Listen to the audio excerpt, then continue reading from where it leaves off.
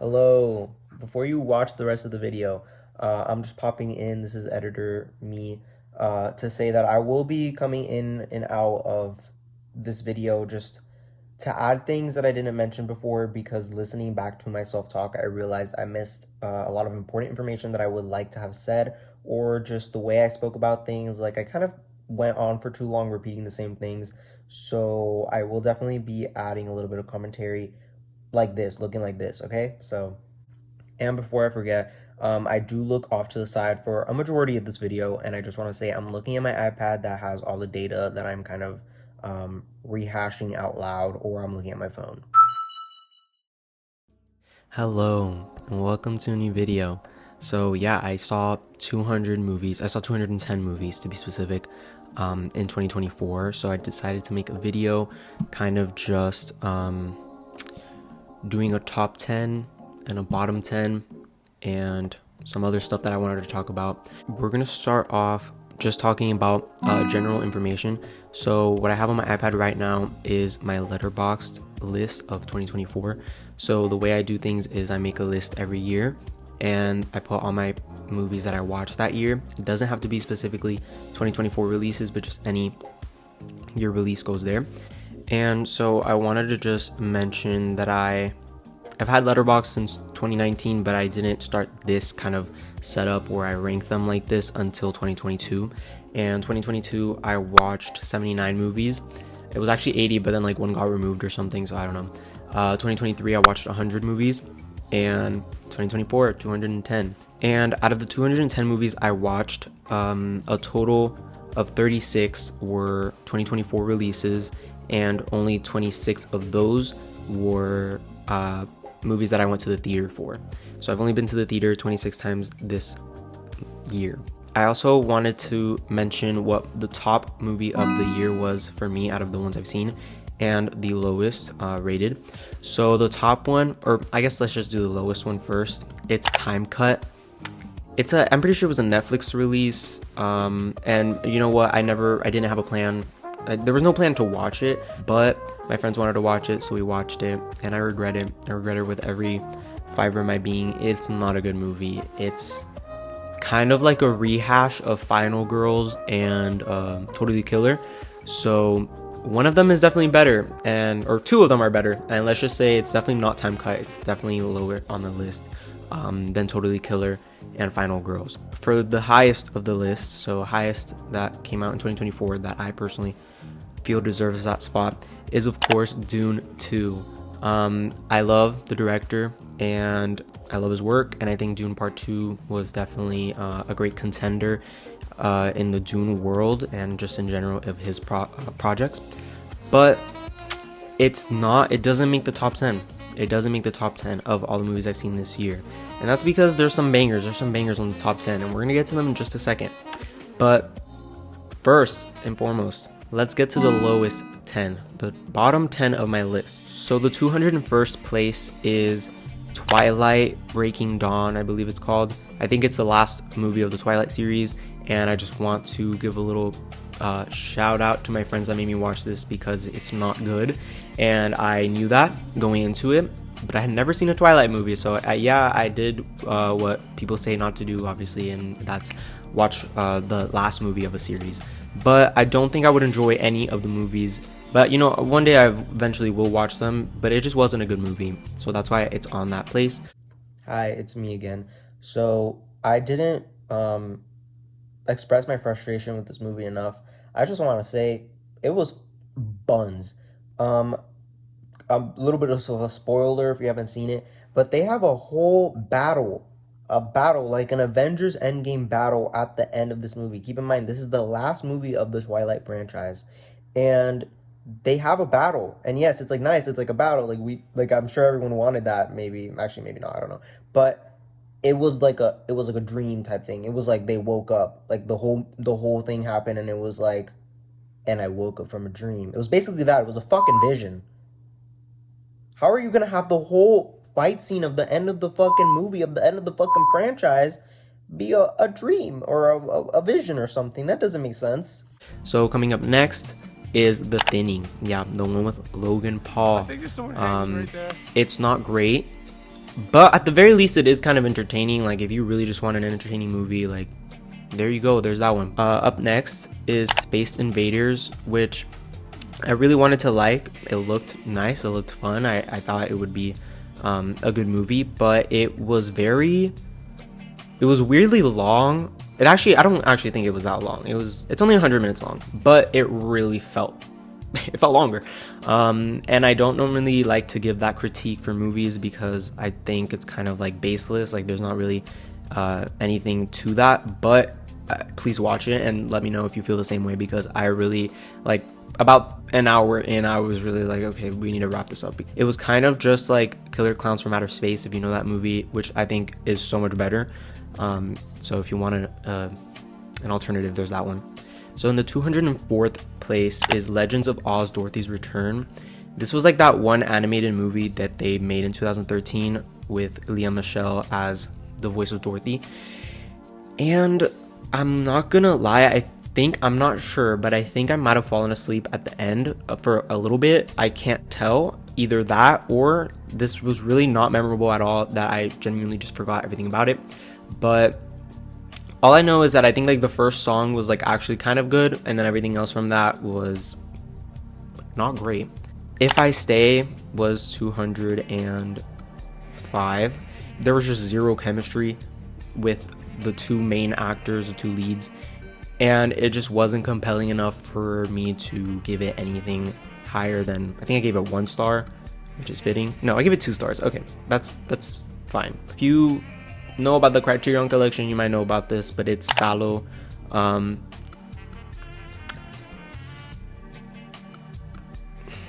Well, let's just say it's not badly made. I think it's a decent movie.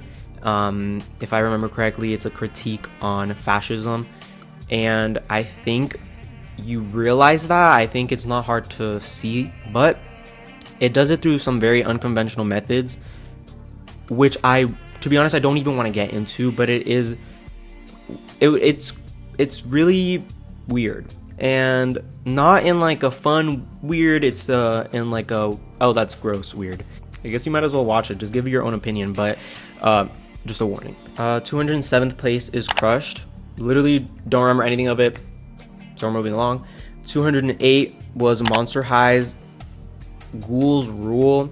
It's not good, and I kind of thought I feel like I was gaslit because the reviews or the average rating on Letterboxd is really not that bad, so I was like, okay, this won't be that bad of a movie. But I think some people were very blinded by nostalgia. A lot of people whose Monster High was like their childhood were a little bit blinded because it was not good. But it was kind of a critique on police brutality, weirdly enough, and I appreciate it for that. I thank it for trying to go through that method about, talking about discrimination and stuff like that, but it's just not good. It's a children's movie, and children's movies can be good, guys. They can be good ones, and this was not one of them. 209th place, which is the second to last on my list, is Timecode, which I already talked about. The last one, 210, the lowest rated movie on the list of 2024, is The Kissing Booth. Don't have anything to say besides the fact that it was fucking horrible. It was bad. I didn't think it would be that bad. I didn't think it would be that unenjoyable, but you're just watching it and you really think like, wow, well, first of all, who directed this? Because they need to be arrested. But I normally don't give half stars to movies because I feel like when a movie gets made, it deserves at least 1 star, because you know what? It was made, and movies are hard to make. But that was the one movie, the only movie I have logged with half a star, and I think it's appropriate. So before we get to the top 10, which is what I'm ready for, I want to do kind of honorable mentions. So I picked out 5 movies that I think are good, but they just didn't make it to that top 10. So the first one is Speed Racer. Number 2, what's number 2? Oh, The Wolf House. So it's like an animated, or like a claymation, I guess. I don't know. It uses paper. It uses a bunch of different forms of just like art and sculpts and stuff that I think it's so crazy. I think it's kind of classified as like a horror, and I totally see that. It's really weird to me. It felt like I was like in a dream. Like it felt, actually no, it felt more like a distant memory where like I'm not sure if the events unfolded in the way I remember them unfolding. That's, I feel like, what the Wolf House is like, and it was really cool. If you've made it this far, I think you might have realized that my vocabulary is limited to a couple words. Number 1 is insane, number 2 is crazy, number 3 is cool. I'd say number 4 is just the phrase, it was not good. Those are kind of just the ones that you might expect to hear throughout the rest of this video, and I am going to critique myself a little bit because... So next is challengers. Next up is problemista. I saw this one a while ago, so I don't remember too much of it, but again, it's very wacky, it's very creative. It kind of like, the message is really just kind of be a Karen, which I really respect for that to be the message. It's kind of like you wouldn't expect it to be. I have such a way with words. And it works so well in my opinion. You should watch it. It's very creative. I feel like if you like Bo Burnham's Inside, this is like weird connection, but I feel like if you like Bo Burnham's Inside and like Everything Everywhere All at Once, you will probably like this movie. I think it's clever. For a moment there, like you could almost like see me like trying to search for a different word that I haven't seen before, and then I landed on fucking clever out of all fucking words. And last on my honorable mentions is Videodrome. So isn't this a beautiful movie? If you haven't seen it, please go freaking watch it because it's great. So I do cheat the system a little bit. I know I said 5 honorable mentions, but I wanted to add that the Alien franchise as a whole is collectively, it's just an amazing franchise. And I do say this in the video, however, I'm cutting it all out because I realized I started to yap for a little too long and I was making embarrassing mistakes. Like I said that Steven Spielberg directed one of the movies, and then I later corrected myself to say it was James Cameron, which is the correct director of Aliens, which is the second movie of the franchise. It was too much. I started mispronouncing everybody's name. Just to give you a little rundown, number 1, classic, it's great. Number 2, somehow takes everything from the first, improves on it. Number 3 is like a decent introduction film, or not an introduction film, a decent addition to the franchise. And then number 4 is fucking camp as fuck. Amazing, I love it. I know it's hated. It has Winona Ryder in it. That's it. That's all I'm gonna say. 5 and 6 are not bad. They're whatever. And then 7 is Romulus, the one that just came out this year, which I also really appreciated. Okay, goodbye. The moment we have all waited for. What were my top 10 of 2024? This year, out of every year that I have had Letterboxd, that I have been an avid movie watcher, this has been the best year in my opinion because I ended up picking a lot of movies that are actually great. But we're gonna go to top 10. Natural Born Killers. I have this one actually on Blu-ray. This was like my uncle's. I'm sorry I stole it from you, kind of. And I finally watched it on my player, and it is freaking good. I didn't expect this movie to be good at all, if I'm being completely honest. It stars Robert Downey Jr., Woody Harrelson, I think. Yeah.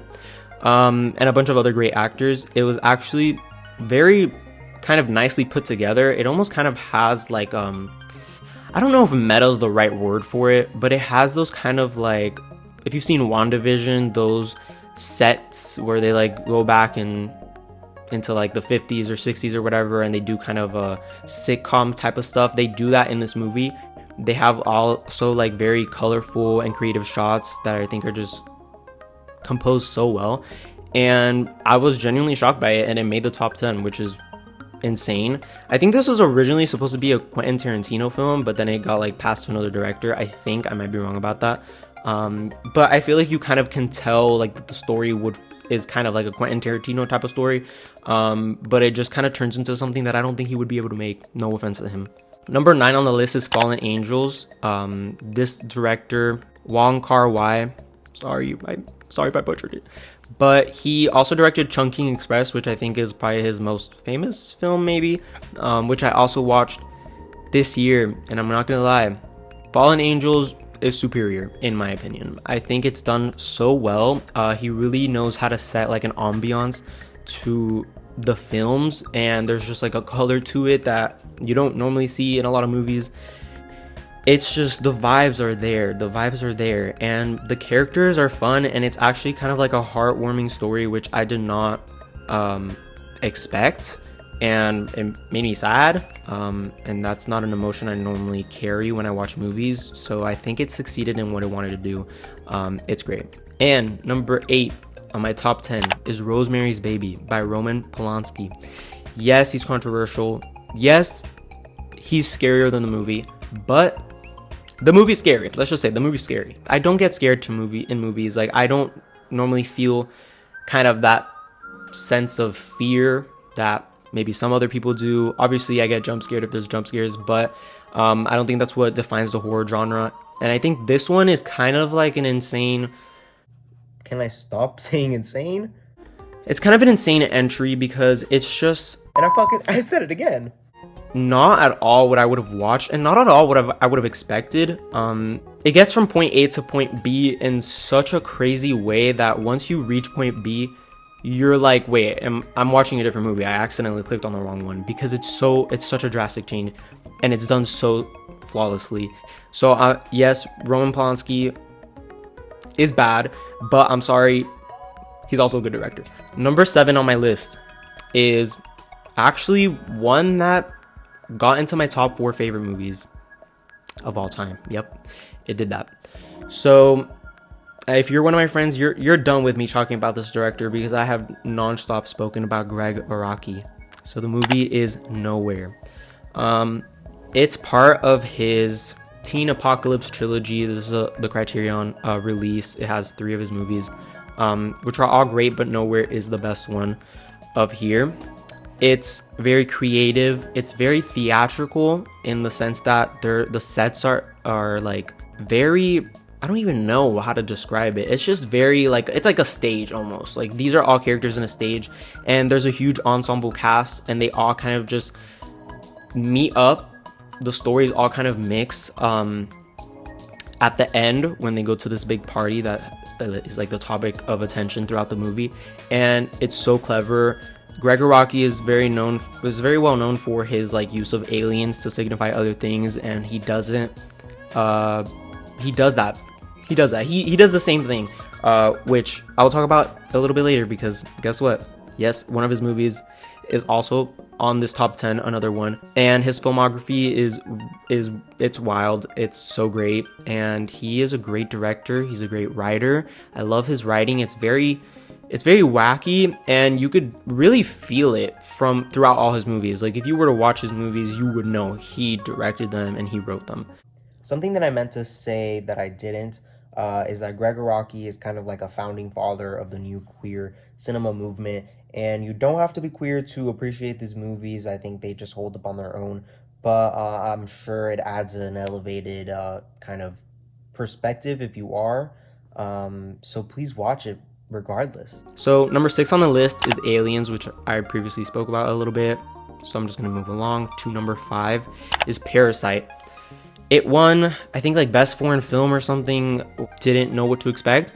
It had been on my watch list. This is literally the movie I have had on my watch list for the longest time. I think since 2019 it's been on my watch list. A lot of people say it's a critique on social statuses and just like the ruling class and stuff like that, which I definitely see. However, I don't know, I thought it would spoon feed me that. Like, I think we all kind of want movies and stuff nowadays to just kind of spoon feed us the information. Like, they don't like, you know what, like, we don't want to have to get to that information ourselves. So it was definitely one where I had to kind of think about for a second, and it's great. It's a great movie. Number 4, Gregg Araki, again, Mysterious Skin, probably his best known film. I would say it's definitely the most mainstream, and it is a good story. It's a great story. It's also very sad. It's about sexual abuse and just kind of how differently people go about that, how it could cause them to live a certain lifestyle that you might not expect. And again, this is where he uses aliens. I watched this one before Nowhere, so like I noticed he used both aliens. And the aliens, I don't really want to give that away. It plays a very important role in this, so I don't want to give that away. But I think you could tell what it's trying to do immediately when it starts. It's pretty predictable, but I don't think a movie is bad if it's predictable, if it manages to get to that event in like a very powerful way, which I think it does. Also, the use of aliens in both Nowhere and Mysterious Skin are not for the same reason, and that's not a mystery. You could watch the movies and you would realize they're not used for the same purpose, but I think they're both used for really good purposes. It's done very well. I think Mysterious Skin's alien use is definitely more profound and more effective, whereas Nowhere's aliens are initially they come across as just kind of like a thing he just wanted to add, like he just wanted to sprinkle in aliens. It's not that, but that's kind of how it feels like. Number 3 is Amélie. I don't know, but it's directed by Jean-Pierre Jeunet, which we spoke about a little bit earlier for Alien 4. Yeah, that really campy director in my opinion. Well, this movie's fucking campy as fuck, and it's good. It's very well done. My favorite thing I think that the movie did was when it introduces a character, it gives their likes and dislikes, and it's so nice. It's such a cute movie. It deserves the number 3 spot on my list. Number 2 is Güeros. It's a Mexican film, kind of revolving around being a revolutionary. And it is a really nice movie. It's in black and white. It came out in 2014, and I thought it was so clever. It made my top 4 movies of all time. Again, yes, another movie of 2024 made it to my top 4, but I gotta say, it's a great movie. My favorite thing I think that they do is music is kind of like a big role in this film. But it's almost like not overdone. It's like actually it's not done at all. But basically the characters, when they put the headphones on playing the music, we don't get to hear the music. It's like pure silence, like all noise is just like, there's no noise at all. And you actually feel the impact of the music, I feel like, more than if there was music when they like are listening to it, which is kind of a weird thing to say, but I think it makes sense once you watch it. So please watch it. It's really fucking good. So finally, top 1, the number 1 ranked movie of 2024, and let's just say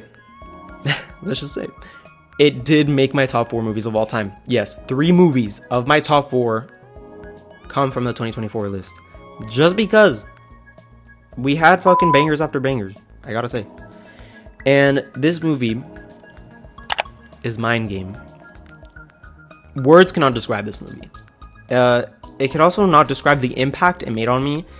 It's kind of weird because I don't know. I definitely don't think maybe everybody had that experience watching this. I personally did. I left. I stopped watching it, and I literally could not stop thinking about it. It was literally infecting my everyday thoughts for probably more than a week, which is why I wanted to pick it up physically, because I was like, I need to get this movie. I need to have it physically. I need to have it in my hands, and I'm glad I have it now because it is literally a great movie. It's animated, and it kind of utilizes some like live action kind of in a way. I recommend this to literally every single person, even if it's not your cup of tea, because you might come out of it with a different perspective. I think the message is not necessarily anything out of the ordinary. It's not insane. It's been done before. But the animation and just the story, the characters, the dialogue, everything merges together at the end to have this very climactic sort of blow to your head. Like you really just got like knocked on your head when the movie ends, and it's like, oh my god, this is so good. And yes, it's been critiqued a little bit for being a little bit misogynistic, and yes, I do see that. But it's so well done. Obviously, besides the misogyny. I'm going to stop myself there because after this point, I just keep repeating the same things. But really, this movie is one of the best movies I've ever seen in my life. I think with this generation, myself included, I'm not excluding myself from this, when we're watching movies, at least at home, I feel like we constantly check the time to see when it's over. Maybe that's just a me thing, but I try not to do it, but it's just kind of a habit. This movie was like the antithesis of that. Instead of tapping on the screen to check the time, to figure out when it's gonna end. It was more of like I'm tapping the screen because I don't want this to end, so I keep checking how much time I have left with this movie because I just wanted it still. I just wanted to keep watching it. So it's definitely powerful, and the ending is powerful in ways that I literally cannot explain. So you have to watch the movie. You have to watch it. Thank you for watching. If you would want a version of this for music, where I might like go through my Apple replay, I think it's called, let me know in the comments if you reach this far. Subscribe if you haven't already. Like and comment. Tell me what movies you've seen. What's the best movie you've seen in 2024? And just live your life and watch more movies. Okay, thank you for watching.